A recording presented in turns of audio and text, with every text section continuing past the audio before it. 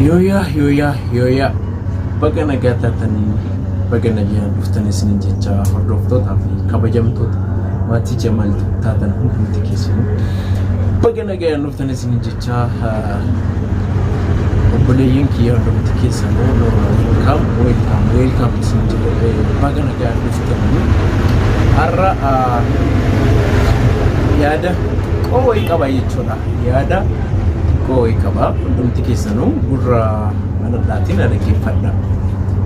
Innaa torbee tokko oliif badeen ture yaada torbee oliif miti ji'a tokko oliif badee ture ji'a lama oliif badee ture YouTube irra jechuudha. YouTube irra sababii nan badeenni tokko waa'ee yaada kootii jechuun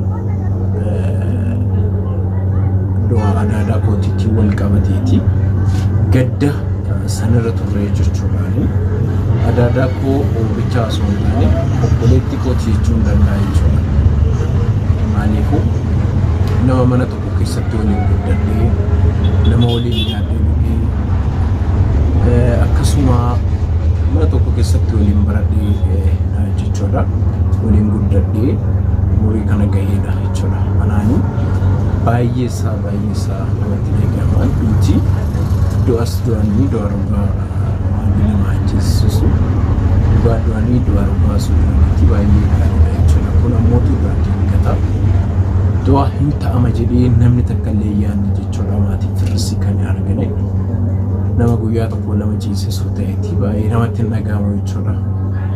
Sababbii sanirraan kan ka'e profaayiliyoonni biyyuu baay'een isaa dukkana ture. Namoonni baay'een isaa nagaafataa turtan jechuudha. Maal taate maaltu suqa gariin sisteerii keetti akkasitti boqotimoo garii namootu maaltu si qunnamuu nagaafiin baay'een karaa keessaatiin naa dhufaa ture jechuudha. Miti sisteerii koo osoo hin taane aadaa kooti. Yaa sisteerii koo jechuu osoo jalesi wanti garaa na harka afaan qabus hin jiru. Maaliifuu mana tokko keessatti waliin guddadhee mana tokko keessatti waliin nyaadhee dhugee laayivii jireenya baay'ee ishee baay'ee isaa deemaa ture jechuudha. Garuu namni akka hin seenetti akka hin yaadamnetti yeroo boqotanii si gubaa yookiin waraana jechuudha. Garuu isa kanas kanatti erga rabbiidha. Waraana guddaa waraana kana soomsanii jiraachuu obsuun barbaachisaadha. Amma galata rabbi jajjabaannee maatiinis jajjabaa ta'u jabaachuudha malee wanti godhanii danda'anii jiru jechuudha. Jabaachuudha malee wanti akkallee godhanii bu'aanis iyyanis ufuraanis ufmuranis wanta rabbi godhee deebisanii danda'a jechuudha. Garuu imimmaan boottee ija kan kee keessaa imimmaan boottee baafachuun ammoo baay'ee gaarii yoo imimmaan baafatiin keessi kan kee mul'ata jechuudha. Rabbiin maaf kana godhe maaf akkas godhe jennee rabbiin kasasuu hin dandeenyu woqqasuu hin dandeenyu gaafachuu hin dandeenyu. Maaliifuu akkuma ofii isaatiin uumne ofitti nu fudhata waan ta'eef hundumti nu dabaree eeggannee eessallee deemu sama irrallee barare guyyaa isii geette taanaan eenyullee kan oolu hin jiru jechuudha. Eenyullee na ishiin tunne haadha ijoollee haadha daa'imman lamaati jechuudha. Haadha daa'imman lamaa yookiin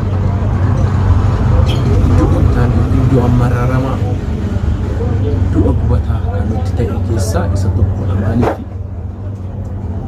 ulfaa fakkeenyaa fi ilmoo garaa qabu ilmoo waggaa dahuuf jechuudha mana yaalaaf deemu adeessuuf mana yaala yookiin hinduutiif yaadameti miti hinduutiif yaadameti miti እና ኢንፎርሜሽን yookiin akka baawwarraashin yookiin keessi fuudhirraa baay'inanitti hubannutti jechuudha. yoo waan deessee yoo jettee dhiigni dhaabbachuu dhabuurraan jechuudha. Dhiigni fakkeenyaa fi yeroodhaan dhiiga bahutu jira sana dhiirri beekuyyuu dhiigni dhaabbachuu dhabuurraan kan ka'e sababbii san mana yaalaa fidan. Mana yaalaa yeroo geessanitti doktoroonni achi keessa jiranis fireeshiidha jechuudha. Doktoriin mootummaan qacaratee naa hojjuu jedheeti achi keessa kaa'ee sunni fireeshiidha. Hundumti isaanii jaroo namni akka laafaaru osoo argan, akka isin dadhabaa jirtu osoo argan, dhiigni dhumate osoo argan, attamitti ganaadha jedhaa tabbaa warraa ishee ga'ee jalleessu. Osoo doktorii jabaa ta'eeti daqiiqaa 5 keessa yookiin daqiiqaa 2-3 keessa riifreeshii yookiin hospitaala biraa yoo hin dandeenye hospitaala biraatti nagaadha jedhaa osoo afaan soomanii namni sa'aatii 3 dahee sa'aatii 3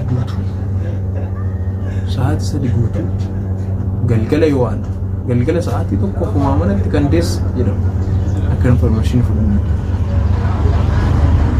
deessa mana yaalaa fidan. Mana yaalaa erga fidaniiti manni yaalaa mootuu ciibsan akka dhiigni dhaabbataan jira argan.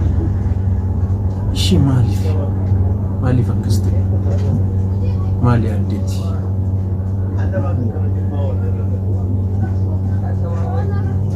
Garuu isa kanaadha kan baay'ee keessa kennu. Attamitti akkas ta'e? Yoo dhiigas ta'e abbaa barbaadirraa sa'aatii san keessatti nama dhiigni isaas kilita irraa fuudhaniiti dhiiga kennuufii danda'an yookiin bituu danda'an. Dhiigni dhumatee jiran jedhu sa'aatii isin du'aaf dhiyaattetti gara hospitaala biraa ergan jechuudha. Yeroo hafuurri si dhaabbatutti galu. Yeroo mana yaalaatii baasanii gara mana yaalaa biraa geessuuf deemanitti nabseesii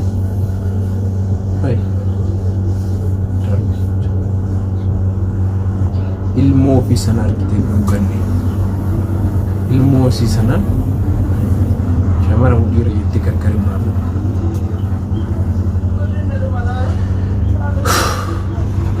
hundaayyuu kan godhu rabbiidha waan ta'eef wanta rabbi godhu wanta waan godhu kassasuu itti shakkaruu ittiin jechuun danda'u wanta waan godhu hunduma irratti waaqa galateeffachuu kanas kan godhe ilmoo sunis kan kenne isii irraa fudhates rabbiidha waan ta'eef asumaan darbee abbaa warraa asitti waraana guddaadha. Waraana jechuun waraana guddaadha. Akkaataa inni itti jiruu fi akka inni irra jiru yoo ilaalan baay'ee salphaa baay'ee sitti dhaga'ama baay'ee jechuudha. Namni gaafa haadha ofii dhabeeyyuu akkam akka ta'u haadha manaa ofii dhabuu miti. Waraana kanas kan nuuf kennu waaquma waan ta'eef isuma galateeffachuudha. Isumaan maatii obboleeyyan isii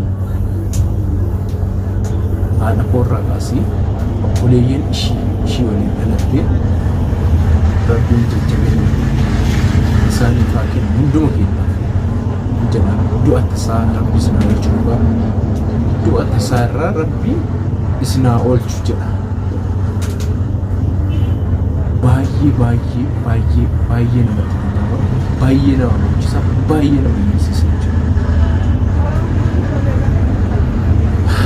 Garuu deemaa jeellataa isii agarsiisuu jeellata keessatti isii yaadate ilmoo isii irraa deemte kanas irra bira maqaa fi tan maqaa qabdu tan seenaa qabdu tan seenaa galmeessitu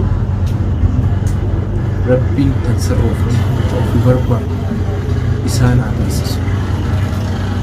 Isaan asirreessu jedha.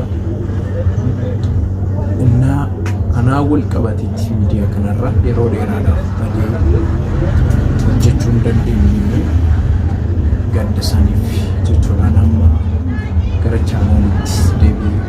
akka hojjedhu sabdii qaba. Sila appilikeeshinii sila yuutuubii. Seerota yuutuubii tokko namoonni barannis namoonni baratanis waan beekurraa waan danda'urraa akkasiniif qabuuf yaalu torbaan keessatti isa tokko akkasiin abdii guddaa qaba jechuudha. Asumaan darbatanii namoonni hundumti keessan hunduu subscribe, like, share, commentii gochuu hin dagatinaa isin jedha. Hin dagatinaa. Subscribe godhaa. Commentii fi jechoota jajjabeessuu namoonni isaa isin jedha. Yaada qabdan ibsadha isin jedha. Kanaaf hundumti keessan nagayaan naturaa birti gaarii isin ta'u. Bye bye. Shalom. Goodbye.